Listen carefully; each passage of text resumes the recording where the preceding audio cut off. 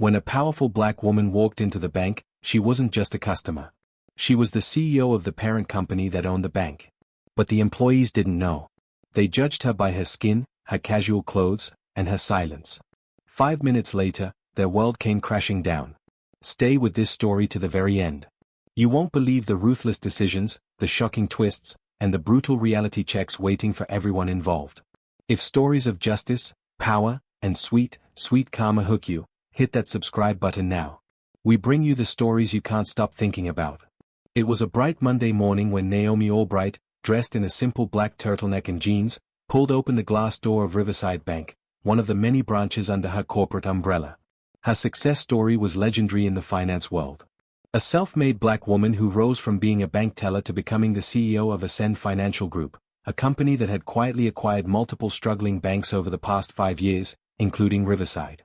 But today, Naomi was just another customer walking into a bank. She left her sleek corporate car parked 2 blocks away on purpose. She didn't bring an assistant. She didn't wear a name tag or flash her platinum executive card. She wanted to see her employees through the eyes of the public. The air conditioning blasted cold air as she stepped inside, but the chill that greeted her wasn't from the vents. It was from the stairs.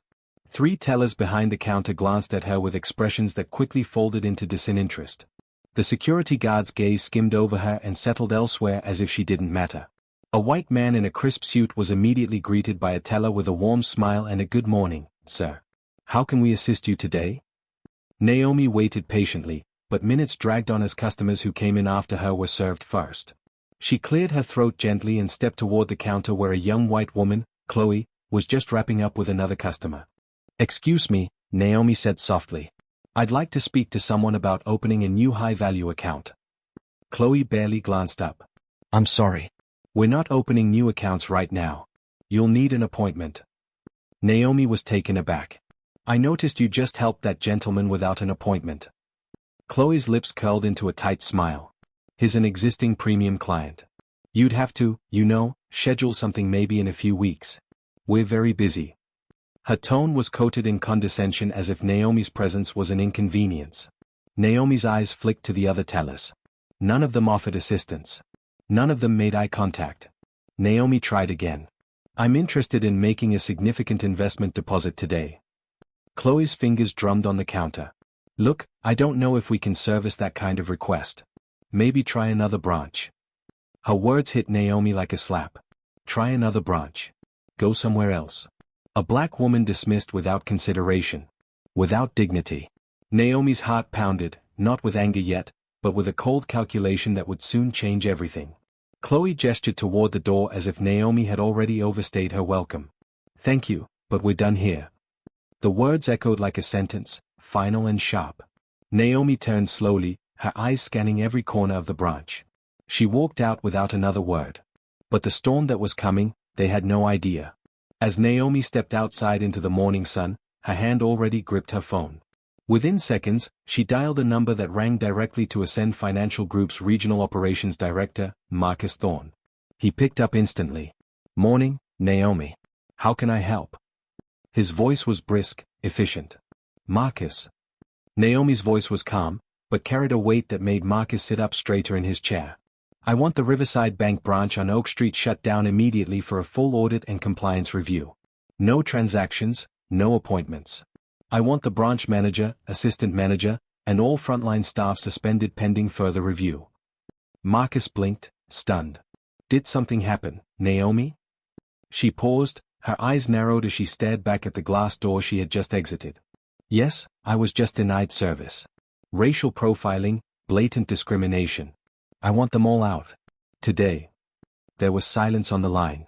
Marcus knew Naomi was not a woman who made empty threats. When she spoke, things moved. "Understood. I'll have a shutdown team there within 15 minutes.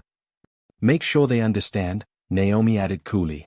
"They've just lost their jobs over a decision they made in 5 minutes." Hanging up, Naomi walked to a coffee shop across the street where she settled at a window seat, watching the scene unfold. Within minutes, unmarked corporate vehicles rolled up. Regional auditors and HR personnel swarmed the building. Customers were turned away. Employees were gathered in the lobby, confused and panicked. Chloe's pale face was visible through the window as she argued with a senior compliance officer. The branch manager, a man named David, looked equally lost as his phone buzzed relentlessly. But Naomi wasn't finished. She sent out a company-wide memo detailing the incident in clear terms.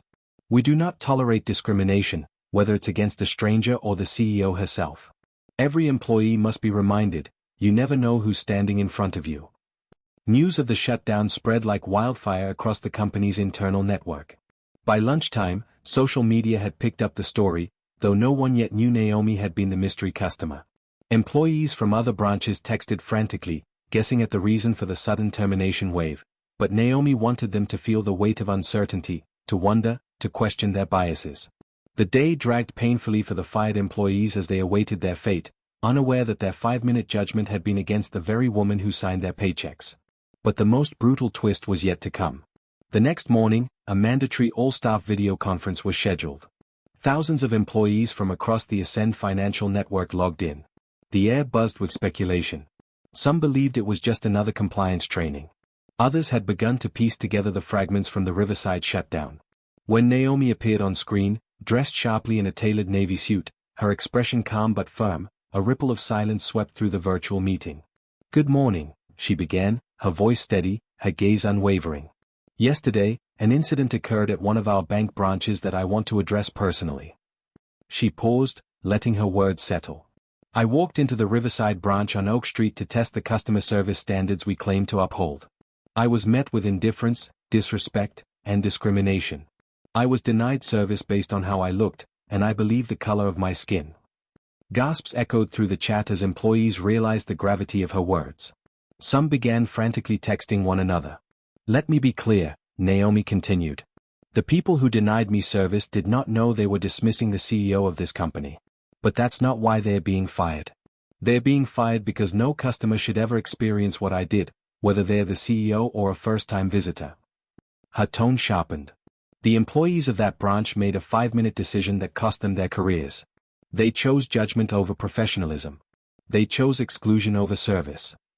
She leaned closer to the camera. "We will rebuild that branch with people who understand our values, people who serve with dignity. And let this be a warning to everyone. The next person you dismiss could be me, or someone like me, or someone who simply deserves better." The chat exploded with a mix of support, shock, and sobering realization. Chloe, David, and the other fired employees watched from their homes, their faces drained of color. Some of them tried to reach out, sending desperate emails, begging for second chances. Naomi read every one. And then she deleted them all. Actions had consequences. As the call ended, Naomi's inbox filled with hundreds of supportive messages from employees grateful for her stance. She had made a statement that would ripple across the company's culture forever. But Naomi wasn't finished yet. In the weeks that followed, Naomi personally led the initiative to retrain all customer-facing staff. She visited branches, sat through onboarding sessions, and implemented a zero-tolerance policy for discrimination. Riverside Bank's public reputation suffered briefly, but quickly recovered when Naomi's story became widely known. She became a symbol of accountability and power, the CEO who took swift, decisive action against injustice, even when it meant dismantling part of her own empire. But one morning, as she prepared to attend a diversity summit, she received an unexpected letter. It was from Chloe. A handwritten apology, humble and raw. Chloe admitted she had grown up in a small town with narrow views and unconscious biases. She confessed that losing her job shattered her pride, but opened her eyes. She had since joined a community outreach program that taught financial literacy to underprivileged Black youth. Chloe asked for nothing in return. No job, no forgiveness. Only that Naomi knows she was trying to become better. Naomi read the letter 3 times. For the first time since the incident, something softened inside her, but life had taught her not to move too quickly on emotion. She asked her assistant to discreetly verify Chloe's story. Weeks later, confirmation arrived. Chloe had indeed become an advocate for change, working quietly behind the scenes without seeking attention. Naomi made a quiet decision. She instructed the HR team to reach out to Chloe with an offer, not to return to Riverside, but to join Ascend's new community relations department, where her work would directly impact company policy. The twist was complete. The very person who had been part of the problem would now help build the solution. When Chloe walked into Naomi's office months later, their eyes met, not as enemies, but as 2 women who had been transformed by a single unforgettable moment. "Thank you for the second chance," Chloe whispered. Naomi offered a small nod. Earn it. And so the story that began with rejection, humiliation, and cold dismissal ended with a new beginning, not just for Chloe, but for everyone who would walk through the doors of an Ascend financial branch in the years to come. Because sometimes the deepest lessons are born from the most painful mistakes. And sometimes the most powerful CEO is the one who never stops holding people accountable, including herself.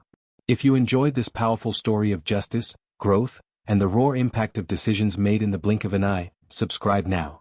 More stories like this are waiting for you. Stories that challenge, stories that inspire, and stories you'll never forget. Hit that button. Don't miss what's coming next.